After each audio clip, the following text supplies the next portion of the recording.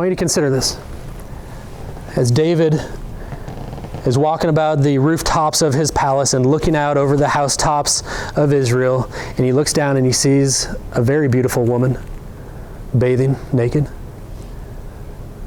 Before he ever sent for her, what happened? What was the root sin? Lust. Lust. That was the first sin. That was the root sin. But here's what I want you to see. Psalm 51 never mentions lust. Like, wouldn't we think that David would be pleading with God and saying, God, would you please just rid this lust out of my heart? God, come on, you know it's every man's battle. You know that this is my propensity, right? Like, I've always struggled with that. God, would you just help me get victory over lust? He doesn't do that. He doesn't plead with God for better self-control.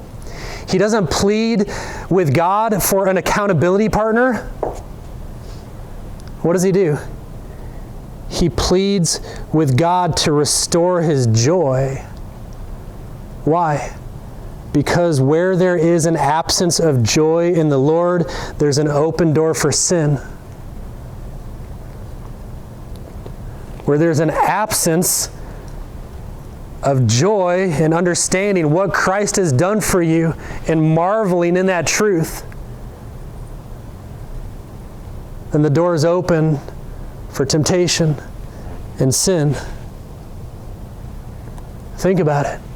When my joy fades, when I'm not as aware and thankful for what God's done for me on the cross at Calvary, I start clicking things on the internet.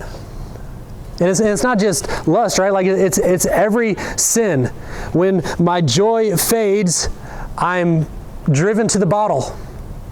When my joy fades, I become angry. When my joy fades, I become a busybody gossip. When my joy fades, I become puffed up with arrogance. When my joy in the Lord fades, I become marked by discontentment.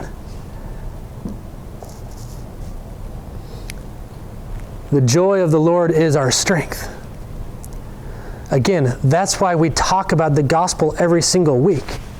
That's why we need one another to remind one another of what God has done so He can blow our minds once again and we can just be overwhelmed by God's goodness and His love and His compassion for us.